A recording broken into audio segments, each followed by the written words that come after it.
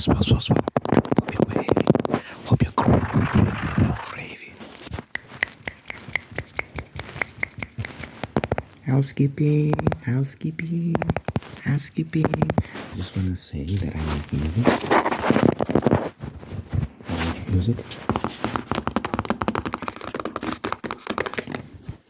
And I'm doing a song a day challenge with the goal to drop a song a day till the end of the year. I'm on day 156. Day 156. I drop 7 songs every Friday. 7 songs. So click the link in the description to hear all the music I've dropped thus far. I dropped the tornado pack. This past Friday, which was yesterday. So link in the description if you want to hear that. You know how we scumming today? Today is Bible study day. We're reading stories from the Bible. We've been reading Book of Samuel. So if you wanna catch up, I made a playlist. I finally made a playlist. Someone asked for a playlist. The playlist is live, so you can watch the previous videos to catch up on all that's been happening. But it's been a very interesting story thus far. So now we're on 1 Samuel, chapter 18. And this one's titled Conflict Between Saul and David. And we know Saul is a whole ass nigga, so of course he has conflict with David. So let's find out what his issue is. Let's find out what's wrong with this man. Okay. Wait, I need something I need to justify this as an ASMR video. So I'll try to be soft-spoken while I'm talking. Now, I had a bit of a cold, sorry. Now, when he had finished speaking to Saul, the soul of Jonathan was knit to the soul of David. So, S-O-U-L, not Saul the king, but soul as in spirit. It's saying, when he had finished speaking to Saul, the soul of Jonathan was knit to the soul of David. David and Jonathan are going to become like this, like best friends, very close. Almost gay. It's almost homosexual how close these men are to each other. And Jonathan loved him as his own soul. Saul took him that day and would not let him go home to his father's house anymore. Then Jonathan and David made a covenant because he loved him as his own soul. So I don't think they were gay. That's not what this is. They had some sort of relationship. I've never been in a friendship, however, where I make a covenant with you based on our bond together. I don't think people typically do that. So these guys had a very serious relationship because they made like a covenant. It's like a covenant is like, it's an oath you swear to someone. It's almost like you're getting married, but friendship version. Very strange. And Jonathan took off the robe that was on him and gave it to David with his armor, even to his sword and his bow and his belt.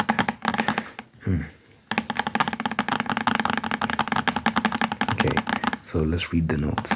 Jonathan, the son of Saul, appeared before in chapter 14. He was the brave man of faith who initiated a one-man war against the Philistines. Legendary moment. You should go back and read to the previous videos and hear about that. Jonathan was a lot like David. They were approximately the same age, though Jonathan was probably at least 5 years older. They were both bold, both were men of great trust in God, and both were men of action. Most of all, both had a real relationship with God. This is true.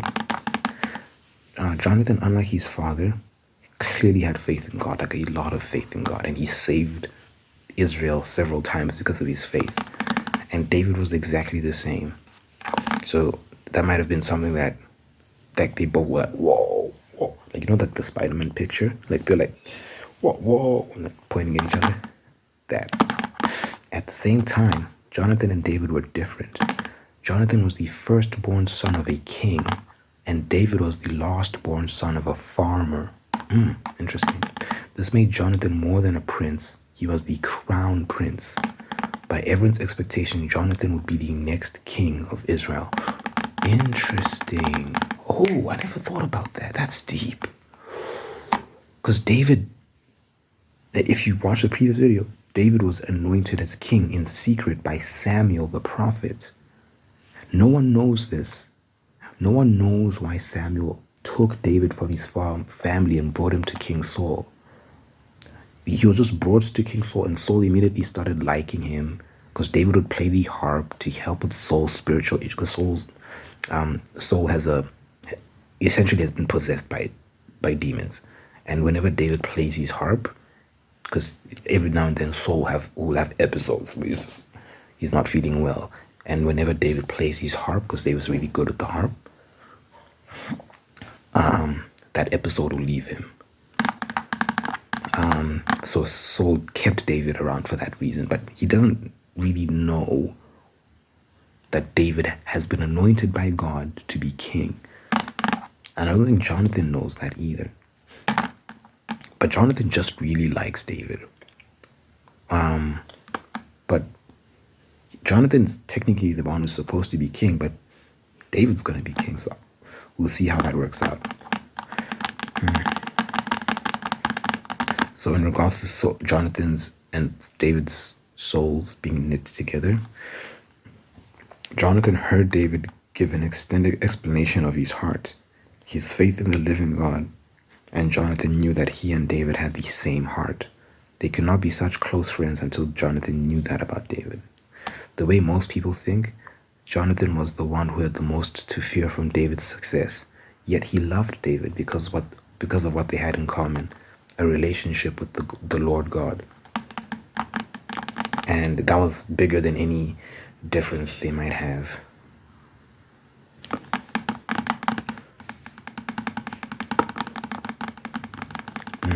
So with regards to the making a covenant, it says 2 men, each on track for the same throne, yet they made a covenant of friendship that would prove stronger than jealousy, than envy, than ambition. Oh, that's deep.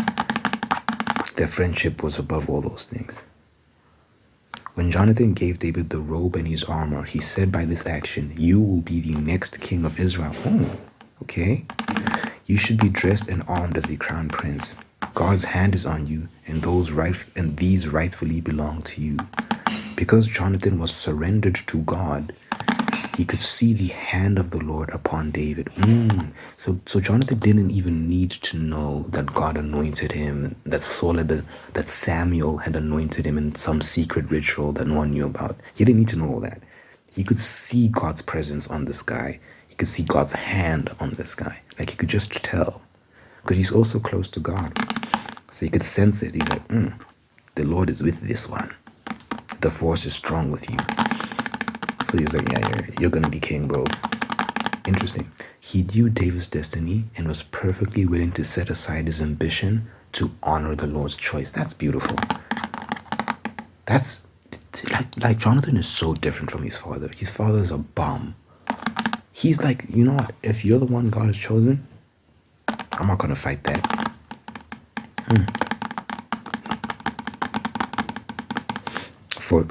With relation to David, for his part, David received the robe and Jonathan's armor, but he did not then say or think, "Good, Jonathan, we will see who is boss around here. Now get out of my way, because I'm going to replace your father as soon as I can." It would be some 20 years until David would receive the throne of Israel and replace Saul. If Jonathan was ready to recognize David as God's choice for the next king, David was willing to let God put him on the throne, and to do it in God's timing. Both of these men were thoroughly submitted to the Lord. David couldn't receive Saul's armor. If you go back to the previous Bible study video, when he was fighting Goliath, Saul offered David his armor to go fight Goliath, and David was like, nah, because it was too big, and he didn't want to fight with it. So David couldn't receive Saul's armor, but David did receive Jonathan's armor. Not only because they were more similar in size, more importantly, they shared the same soul. They both loved God and lived more for him and for others than for themselves. David and Jonathan both knew that if the circumstances were reversed, David would do the exact same thing for Jonathan, because they had the same soul. If the issue of who will be the next king were not settled in the hearts of Jonathan and David, they could never have had this kind of close love and friendship. They loved each other more than the throne of Israel, because they loved the Lord more than the throne of Israel. Deep. Some people read a homosexual relationship into the love between David and Jonathan. Yep. Some people do. I don't subscribe to that. I think these men just were like brothers. Like they loved each other. They suppose that two men cannot love each other without it being something the Bible clearly says is immoral. People are going off right now. Amen. It is what it is. But the relationship between David and Jonathan shows the Bible doesn't condemn real love between men, only a sexual relationship between men. So that's the thing. The reason why David and Jonathan weren't gay is because the Bible's like, that's not allowed though. That's not allowed. So, yeah, it puts the nail in the coffin of that theory, of why they were so close. Because, let me just wipe my nose off camera.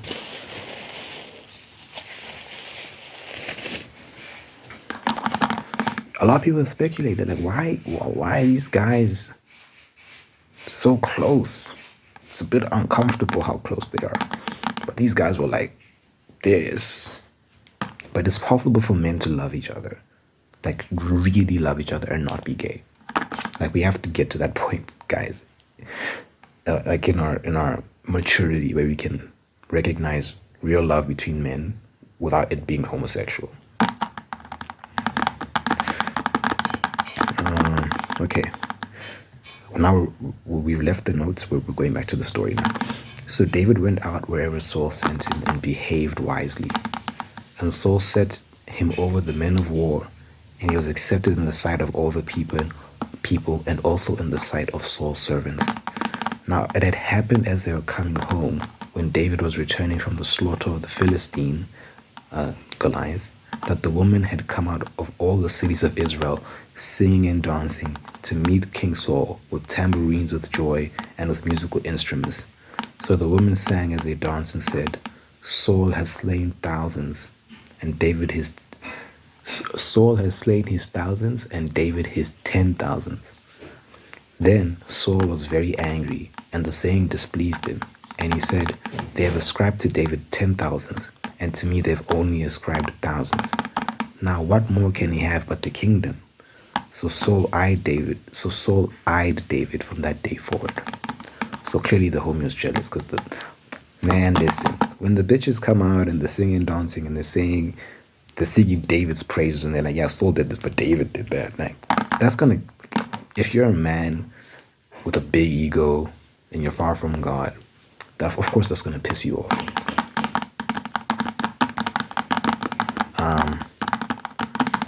And listen, Saul was making mistakes left, right, and center. He was a stupid king doing stupid shit. Like, maybe they would be singing better songs about you if you were more obedient to God, because then God would have established you and given you greater achievements in your life. But unfortunately, you know,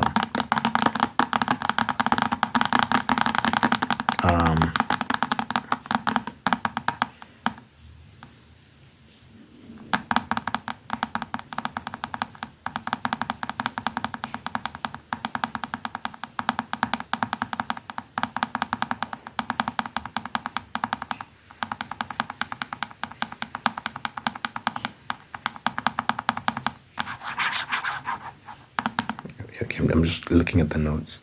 When women sing and dance in your honor, you are popular. When it happens in all the cities of Israel, you are popular. This song was the #1 hit in Israel. David wisely received this popularity because Samuel chapter 18 verse 14 says of this period in David's life, and David behaved wisely in all his ways, and the Lord was with him. In this environment of praise and popularity, David behaved wisely in all his ways. That's deep. Because think about it. What do most men do these days? Like, I'm a rapper. What do rappers do when they become popular? when all the women are swooning over them, what do? They fuck all the women. They misbehave. They don't behave wisely. They start having a lot of sex, taking a lot of drugs, spending a lot of cash, doing stupid shit to impress people that don't care about them and that they don't really care about either. And it just becomes a popularity contest. That they have big egos. And yeah. So David was like, nah. Like, he didn't let all that praise from all these women get to his head. He remained composed.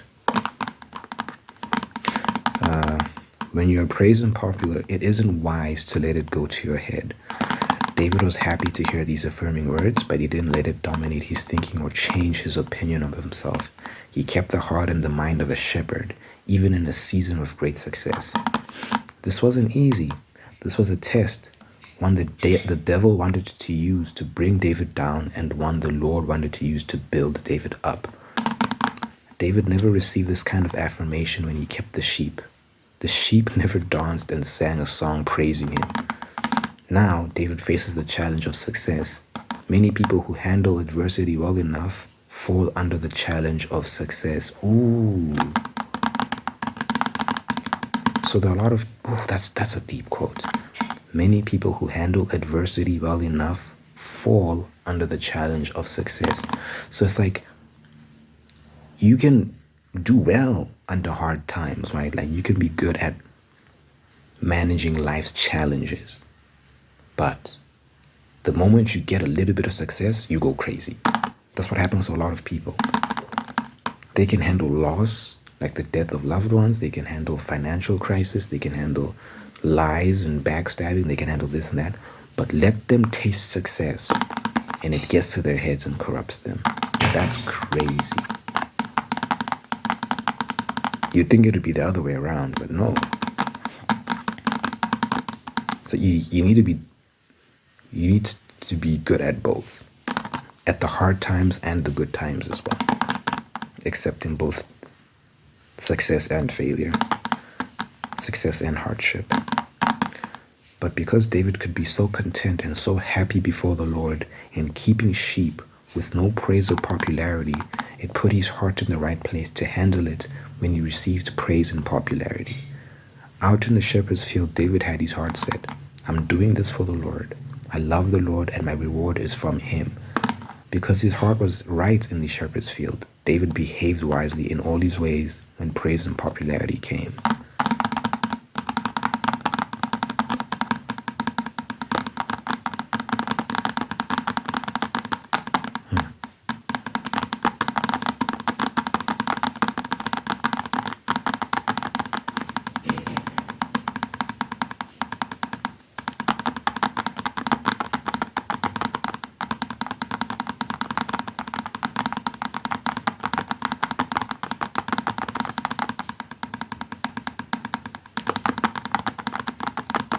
Okay, I'm just, so we see Saul hear David's praise, like hear how people are praising David, and he's like, oh, he's going to take over the kingdom. So he's insecure, and he's displaying his evil heart, his jealousy and all that stuff, right? But it says he also has a guilty conscience. He remembered the prophet Samuel told him, the Lord has rejected you from being king over Israel. Saul knew his sin disqualified him from being king, and he clung to the throne in the energy of his flesh. An honorable man would step down, but if Saul were an honorable man, he wouldn't be in this mess. Deep. Instead, Saul constantly worried, when will God cast me off the throne? Who will he raise up to replace me? This insecurity, born of guilt, also made Saul overreact to the praise and popularity given to David. So from that day onwards, he's just eyeing David suspiciously and with jealousy. And yeah, he just, this whole dynamic of David changes now. Like now he's like, everything David says and does, he's just looking at it with suspicion and jealousy, and he's like, oh my God, this guy. Okay, so let's carry on to the story. And it happened on the next day that the distressing spirit from God came upon Saul, and he prophesied inside the house. So David played music with his hand, as at other times, but there was a spear in Saul's hand. So remember, this distressing spirit of God isn't actually from God. That's more of a translation issue, because the Bible is written in Aramaic. And so when they're translating it, it says a distressing spirit from God. God didn't send any evil spirits to Saul. What God did was he removed his protective covering from Saul, because Saul kept sinning and doing shit to piss God off. So God was like, I can't be around this. Bye. So what that does is you lose that protection that naturally comes with being close to God. So now the devil is lurking constantly in anyone's life. The devil is always lurking. Evil spirits are always lurking.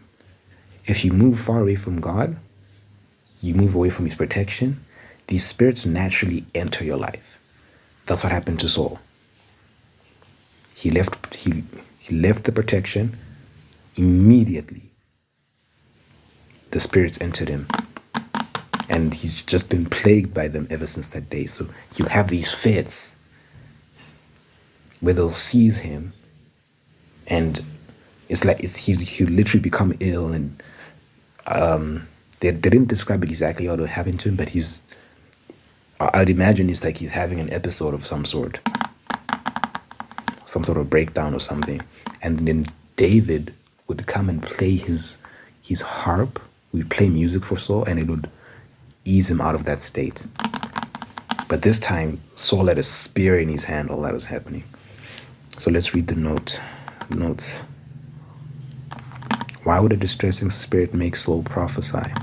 Saul wasn't speaking from the Lord at all, and prophesied is a bad translation here. The Hebrew grammar here can be used of idle ravings as well as of prophecy from the Lord. So it can also mean idle ravings. Saul simply babbled like a man not in his right mind.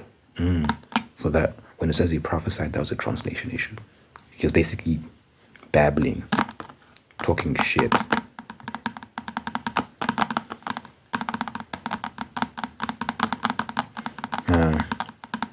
So it says, you have the same hands that killed Goliath and carried the trophy of his severed head, now sweetly played music to the Lord, ministering to a troubled king.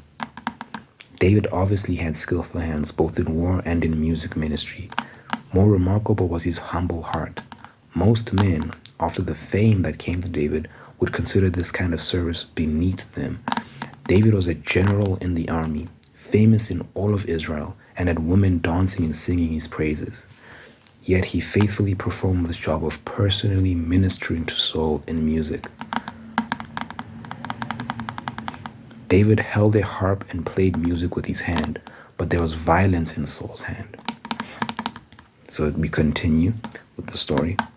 And Saul cast the spear, for he said, I will pin David to the wall. But David escaped his presence twice. So in the notes it says, if a spear is in your hand, you'll probably use it. As Saul held the spear, the distressing spirit moved upon him, and instead of receiving ministry from David's music, the distressing spirit prompted Saul to strike out at David.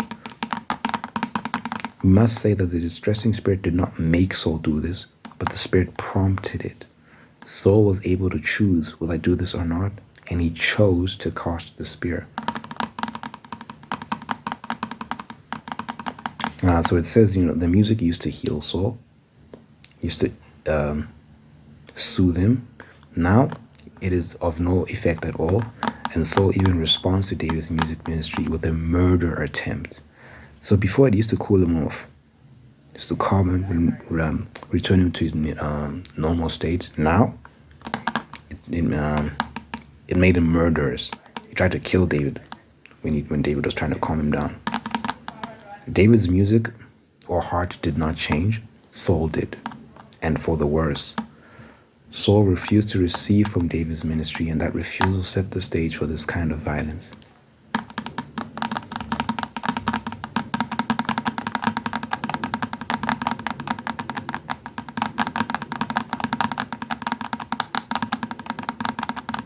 So it says here, Saul threw the spear and it missed David. Perhaps Saul's aim was bad, affected by his poor mental and emotional states. Perhaps David saw the spear and ducked. Perhaps God simply supernaturally guided the spear to miss.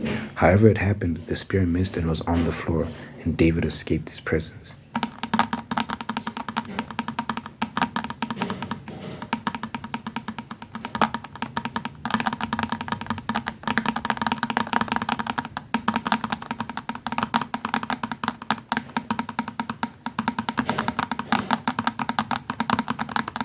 So it says that David could have dodged and then countered and killed Saul, but we know that that's not his character. But instead, he leaves it in God's hand and says, "I don't want to take the throne for myself. I don't want to do this. I'll leave it to God, because God put Saul on the throne. So it's like that's God's king for now, at least. So I'll leave that to God. That's God's business." So it quotes part of the chapter. It says, "But David escaped his presence twice." Perhaps the most remarkable word in this chapter is twice. This means that Saul threw the spear twice. This means that Saul missed twice. This means that after the first miss, David came back and played again. This is where many draw the line. Look, I'll sit with the bullseye on my chest once, and I'll dodge the spear. I'll even leave the spear on the floor and resist the temptation to throw it back. But one spear rushing by my head is enough. One miss and I've paid my dues. Once is submission to the Lord, twice is stupidity. We might even say that David's submission didn't begin until he sat back down to play for Saul again after the first attempt on his life. Now he knew the danger. Now he knew Saul's heart. And now he had to trust God. If David struck back after resisting the temptation the first time, we can suppose that David still would become king. We can suppose that he would still admire David's heart in not throwing the spear back the first time, and we would understand how he struck back the second time. But if David did this, he would have surrendered his destiny to be the greatest king of Israel. He would still be a king, but not the king the Lord destined him to be. He's quoting someone here. "In doing this small feat of returning thrown spears, you will prove many things. You are courageous. You stand for the right. You boldly stand against the wrong. You are tough and can't be pushed around. You will not stand for injustice or unfair treatment. You are the defender of the faith, the keeper of the flame, detector of all heresy. You will not be wronged." All of these attributes then combine to prove that you are also obviously a candidate for kingship. Yes, perhaps you are the Lord's anointed, after the order of King Saul. So that is a quote from Gene Edwards from The Tale of Three Kings.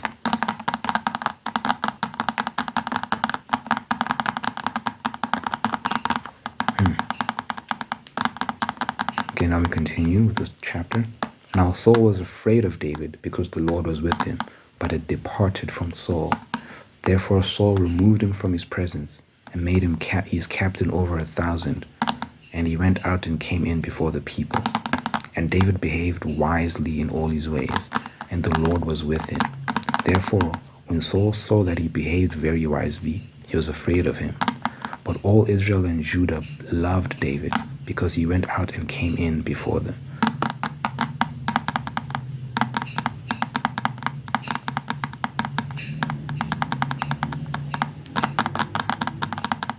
So with regards to Saul making David captain, Saul's desire was not to bless David, but to set him up for harm. Saul's jealousy has made him manipulative, working a hidden, secret agenda against David. This is a quote. "This was under pretense of doing him honor, when it was in fact only to rid himself of the object of his envy." So basically made him captain so that he can die in battle. That was his hope. If I make him captain of an army, he'll go fight and he'll die, and then that'll be the end of him.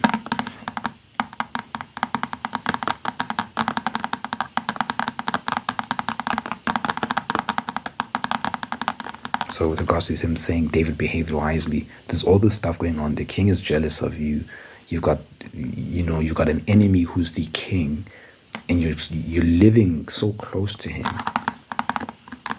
and so many things are happening at once, but you keep making the right choices. That's the type of and you're popular as hell. The ladies love you. But it says he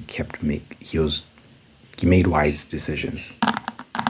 So that was his heart. We continue. Then Saul said to David, "Here's my older daughter Merab. I'll give her to you as a wife. Only be valiant for me and fight the Lord's battles." For Saul thought, "Let my hand not be against him, but let the hand of the Philistines be against him." So David said to Saul, "Who am I, and what is my life or my father's family in Israel, that I should be son-in-law to the king?" But it happened at the time when Merab, Saul's daughter, should have been given to David, that she was given to Adriel the Mahalathite as a wife. Oh.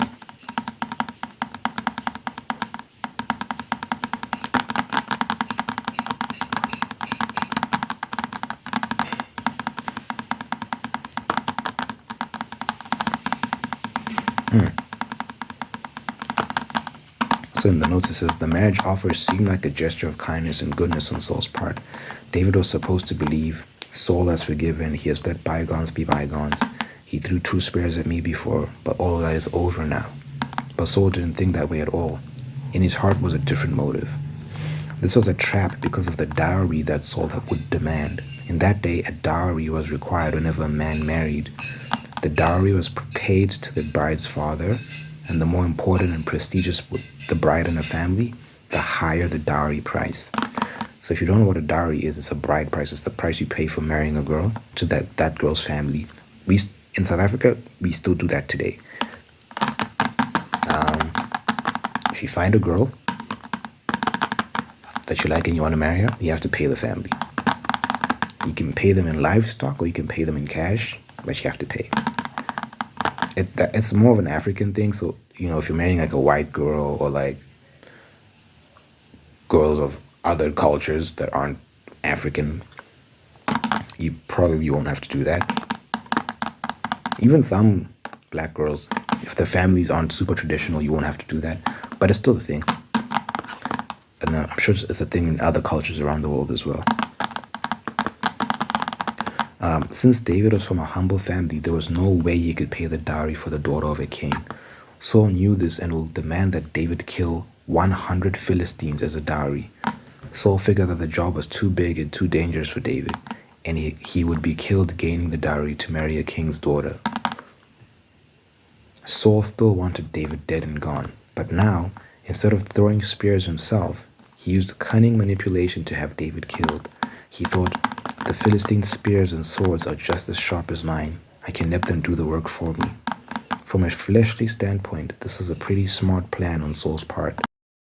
It was smart in the flesh, but God will not honor Saul's manipulation. Manipulation uses hidden agendas and concealed motives. It is sneaky and secretive. Manipulation tries to maneuver people and events to accomplish a hidden agenda. It can be smart in the flesh, but will never be blessed by God.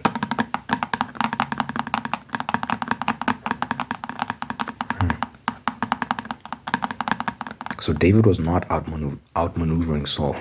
David had no idea what was going on in Saul's heart. David simply had a humble heart before the Lord, and God protected him against Saul's manipulation. The question, who am I, shows David's humble heart. He was nationally famous. All Israel loved him. All Saul's staff loved him. Jonathan, the crown prince, loved him. All over Israel, women sang and danced in his honor. Yet when the hand of Merab is offered to David, he didn't think, well, this is about time. I'm glad someone noticed. When David was initially hesitant to marry Merab, Saul tried another strategy. Because it says that she was given to Adriel, this other guy. He suddenly gave her to another man to try and make David angry or jealous. So there's a quote here.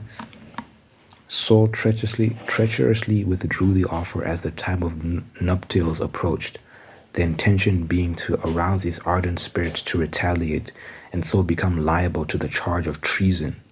but all his efforts failed to arouse even a transient impulse for revenge. So David was like, I don't care, man. I'm good. Because David was humble as hell. David was a humble man. So now we continue with the story. Now Michal, Saul's daughter, loved David, and they told Saul, and the thing pleased him. So Saul said, I'll give her to him, that she may be a snare to him, and that the hand of the Philistines may be against him.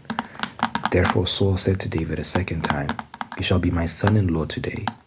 And Saul commanded his servants, Communicate with David secretly, and say, Look, the king has delight in you, and all his servants love you. Now, therefore, become the king's son-in-law. So Saul's servants spoke those words in the hearing of David, and David said, Does it seem to you a light thing to be a king's son-in-law, seeing I am a poor and lightly esteemed man? And the servants of Saul told him, saying, In this manner David spoke. Then Saul said, Thus you shall say to David, The king does not desire any dowry but 100 foreskins of the Philistines, to take vengeance on the king's enemies. But Saul thought to make David fall by the hand of the Philistines.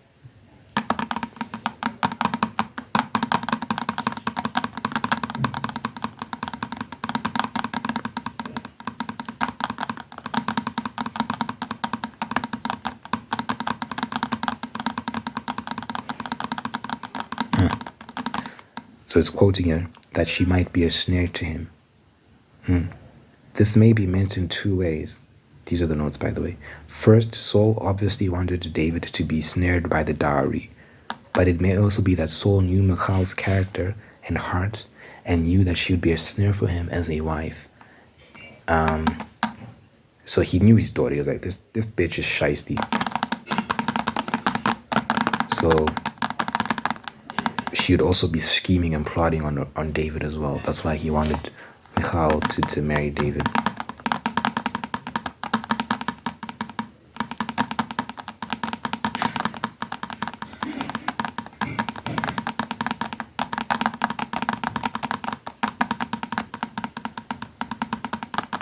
So with regards to his request for 100 foreskins of Philistines, it says it was manipulative. It was designed to goad David on. Go get those uncircumcised Philistines. It was designed to be difficult because the Philistines would obviously have to be dead. And it was designed to make the Philistines completely outraged at David, because from their perspective, not only were their men killed, but also their dead bodies were desecrated. So we continue with the chapter. So when his servants told David these words, it pleased David well to become the king's son-in-law. Now the days had not expired. Therefore David arose and went. He and his... Sorry, my phone died. I had to charge it. Now the days had not expired. Therefore David arose and went, he and his men, and killed 200 men of the Philistines. And David brought the foreskins and gave them in full count to the king, that he might become the king's son-in-law. Then Saul gave him Michal, his daughter, as a wife. Damn, that's crazy. So in the notes it says, David had such a pure, humble heart that he seemed to be blind to Saul's manipulation and cunning. A simple man can survive amid such treachery when God is with him. David had a humble heart. Many men would say, dowry? You want a dowry? You promised to give me your daughter to the man who killed Goliath. If you want to see my dowry, look at the 10-foot grave in the valley of Elah. That's enough of a dowry. I demand my rights. That's not what David said, though. David humbly agreed to Saul's demand for a dowry. So David answered Saul's attempt at manipulation by taking control of the situation and being a humble servant, and by giving more than what was required. So Saul said, give me 100 foreskins, which is crazy. Give me 100 Philistine foreskins. David gave him 200 Philistine foreskins. So we continue with the chapter. Thus Saul saw and knew that the Lord was with David, and that Michal, Saul's daughter, loved him. And Saul was still more afraid of David. So Saul became David's enemy continually. Then the princes of the Philistines went out to war. And so it was, whenever they went out, that David behaved more wisely than all the servants of Saul, so that his name became highly esteemed.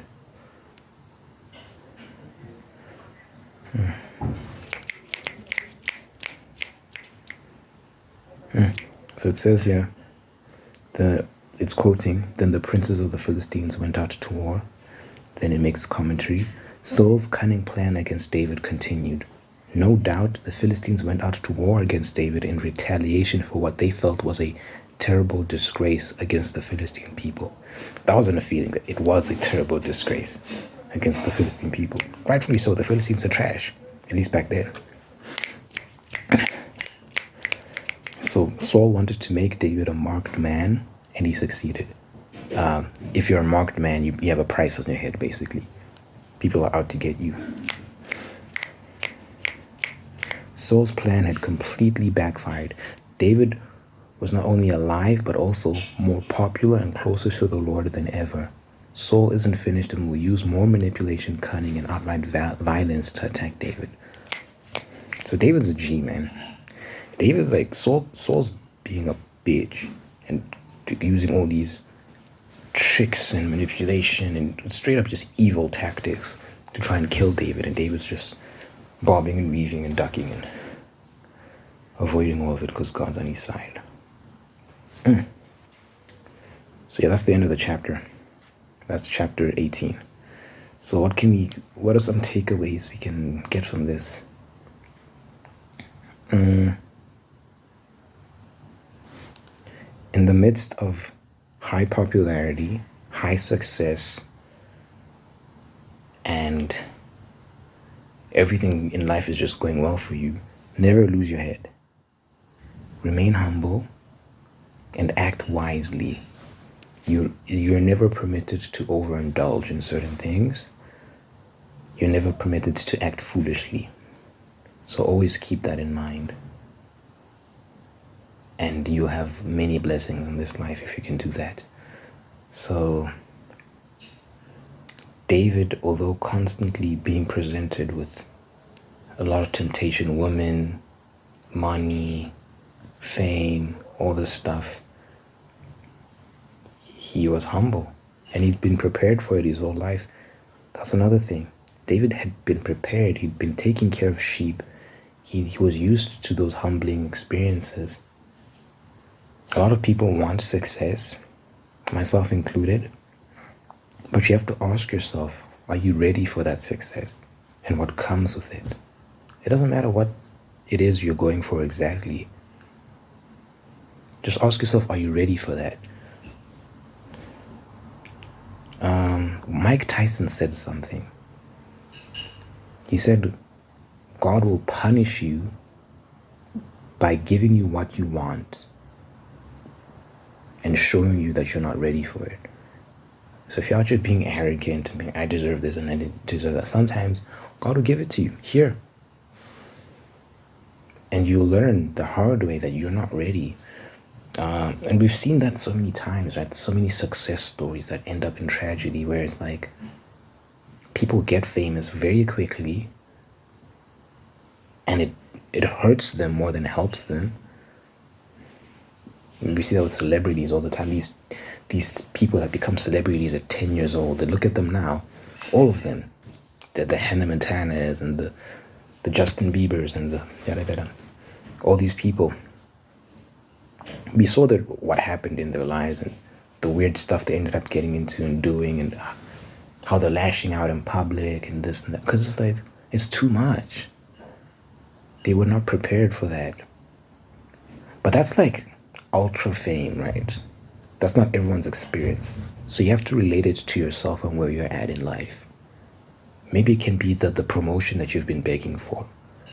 But maybe that promotion comes with a lot of responsibility. All of a sudden, you're in charge of hiring and firing people. And you don't have the stomach to tell someone that they're no longer working at the company. Therefore, the money that they were depending on to feed their family, that's been cut off. And stuff like be prepared, man, for your blessings. Like, it's not just thing you just walk into willy-nilly. Like, you have to be prepared. So David, it said repeatedly, he acted wisely and he obeyed God in the midst of all his success and popularity. So David's a real G, man. And then Saul. We've been reading about Saul and his shenanigans. He just keeps getting worse and worse and worse. And I think we haven't seen the last of him. Definitely not. So yeah, I hope you benefited from that. I hope you learned a lot. I like to pray at the end of all my videos to impart blessing and protection. So let's get into it. Dear God, I thank you. I thank you for this individual watching this. Thank you for blessing them, making them whole and unique. Thank you for blessing them with a humble spirit, that no matter what success, no matter what goes right in life, they always have a grateful, humble spirit. That they keep their eyes on you, and they keep their eyes on what's important. They always remember what's important. They always remember to be grounded and have a level head. Thank you that you're constantly blessing them as a result of this, that you're leading them into greener pastures, peace and happiness, good health, long life, and happiness over them and their friends and their family. And you'll just continue to watch them and guide them and keep your protection over them, Lord.